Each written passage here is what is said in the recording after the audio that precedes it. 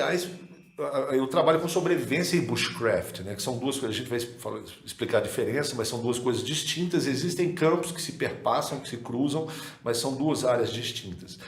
E eu tenho uma escola de sobrevivência, né, há 12 anos que eu ministro treinamento profissional com a minha escola, e muita gente pergunta para mim quando que eu comecei a trabalhar com sobrevivência.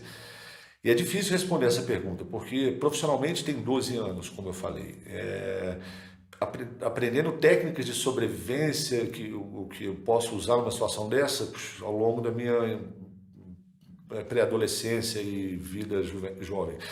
Agora, mexendo com sobrevivência, realmente, se eu for parar para ser honesto, é desde antes de eu nascer. Por mais absurdo que possa parecer. Tá sobrevivendo antes de estar vivo. Então, é sério, é sério. Valeu, pai e mãe. E aí eu vou perguntar para vocês o seguinte, para quem está assistindo a gente também, o que vocês fizeram para nascer? O que vocês fizeram para nascer? Nada. Você está na barriga da sua mãe, depois você está fora. Ou é cesárea, ou é um parto normal, mas puf, você está lá dentro e de repente, respirando, está no mundo. Estatisticamente, uma situação de sobrevivência hoje em dia tende a durar cerca de 72 horas. Claro que tem situações que extrapolam esse prazo, outras são resolvidas antes, mas estatisticamente, segundo dados aí, americanos, são 72 horas. E nesse período a pessoa é resgatada ou ela efetua o resgate, sai viva ou morta. Tá, okay? Eu fiquei 72 horas numa situação de sobrevivência. Logo, pouco antes da minha mãe me dar a luz, ela começou a entrar em trabalho de parto no domingo, eu fui nascer na quarta-feira, meio-dia. O médico que assumiu o plantão e olhou, ela virou para o meu pai e falou assim, vou tentar salvar sua esposa, porque ela já está mais para lá do que para cá. A criança, em 1971 não tinha ultrassom, não sabia se era menino ou menina. Ele falou, a criança já era, não escuto mais o coração da sua criança, já morreu possivelmente, vou tentar salvar sua esposa. E quando eles fizeram cesárea e me tiraram, eu já estava nos últimos minutos ali, nos juros já do ar que eu tinha. Então, eu fiquei 72 horas numa situação de sobrevivência só para poder respirar o ar, para poder fazer algo que todo mundo faz. Então, quer dizer, enfrentei logo de cara essa situação só para poder... Ok, cheguei, estou aqui. Caramba, que punk, como você disse, da história do nascimento. E assim, você falou também das referências aí. Sim. Essas referências, imagino que nem você tinha contado do cinema, assim, tem alguma que te vem à mente, ou pelo menos um gênero? Várias. Bom, na minha infância, vocês vão rir, mas era isso que rolava, velho.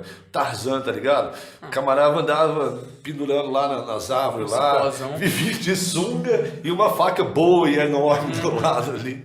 E eu achava maneiro aquilo, o fato dele viver na copa das árvores, sabe, conhecer os bichos, isso tinha algo de bushcraft, que é uma semente, porque o bushcraft é reconexão com a natureza, e obviamente você vai entender o ambiente que os animais estão inseridos, tudo está ligado ali. Então isso foi um primeiro momento. Eu me lembro de um filme que eu assisti, não sei o nome, mas eu me lembro, era a história de um garoto que fugiu de casa, ele devia ter uns 13 anos, ele ficou acampado dentro de um carvalho grandão, tinha um buraco lá. Sim. E ele vivia ali aprendendo sobre a natureza. Aquilo, para mim, era muito legal. E quando eu ia para a escola, minha escola, igual eu tinha contado, eu tive a oportunidade de escolher uma escolinha mais maneira, tipo como se fosse uma escola da Savassi aqui em BH, para a galera comparar, ou estudar uma escola mais roots. Quando eu cheguei nessa escola, no meio de um bosque de eucalipto, a escola era uma cabana de toras, tipo essas cabana canadense, eu pirei, falei, aqui que eu quero ficar. Era lá que os escoteiros se encontravam no final de semana e ali. Então, aquilo que me compôs no meu imaginário, que eu via na TV, onde eu brincava, então estava tudo associado, as brincadeiras que eu fazia.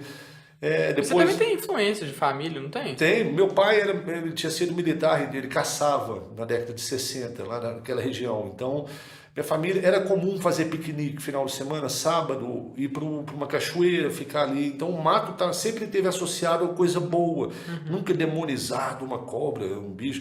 Meu pai me levava para pegar árvore de Natal no final do ano, assim. E não são esses pinheiros que a gente vê, não. Era uma coisa muito estranha. Ele via com uma árvore seca mesmo, sem folha. Eu ficava, que diabo de árvore via, né? Aí chegava em casa, botava numa lata e minha mãe grudava um monte de bolinha de algodão. Eu nunca entendi que diabos era aquilo. Depois que eu fiquei mais velho, que eu vi que era simular neve, né, cara? Tinha uma intenção ali. Caí, né, ok. 20 tantos anos depois faz sentido. Mas tinha essa coisa legal associada ao mato, assim. Na minha adolescência, teve um camarada que marcou a minha geração, não só a mim. E foi o Sylvester Stallone com o Rambo 1. Todos os garotos da minha idade queriam ir pro meio do mato com uma faca de sobrevivência, uma jaqueta M65 e... Talvez umas armas, né? Não, então... Pra mim, eu tenho muita gente, amigo da minha idade, sempre falou da parte do combate, da violência, mas a parte mais legal do filme, pra mim, era o começo, quando ele tava ali na floresta, fazendo aquelas coisas minimalistas. Aquilo era o que eu achava legal. Tanto que depois, em 2019, no meu canal no YouTube, eu fiz meu primeiro e único curta-metragem, fan movie, uma coisa assim, chamado Lone Wolf, o Lobo Solitário. E eu peguei a trilha sonora do Rambo. Eu tinha lido na década de 80, foi lançado o Rambo 1, o livro, que na verdade nunca teve Rambo 2, porque ele morre no livro. Até que pega outras pegadas depois do Rambo Depois 2, aí vendeu vira mais bilheteria, mas o 1 é... O 1 é o mais legal, até hoje pra mim, de todos, é o melhor. E aquilo ali, eu li o livro e depois comprei o livro em inglês também, porque eu estudei muito tempo sobre a Guerra do Vietnã e ele era um ex-combatente da Guerra do Vietnã. Eu fiz o meu canal, lancei esse filme, dividi em partes, depois eu fiz um segmento com tudo, dá 46 minutos, isso é bem legal. Eu quis uma coisa universal, que todo mundo do planeta Terra todo pudesse sentar e ver, e entender. Então eu contei uma história sem dizer uma palavra. Foi bastante legal, e qualquer pessoa, tem vários comentários de vários lugares do mundo ali, e conseguir esse objetivo. Legal, a gente vai deixar também tudo linkado.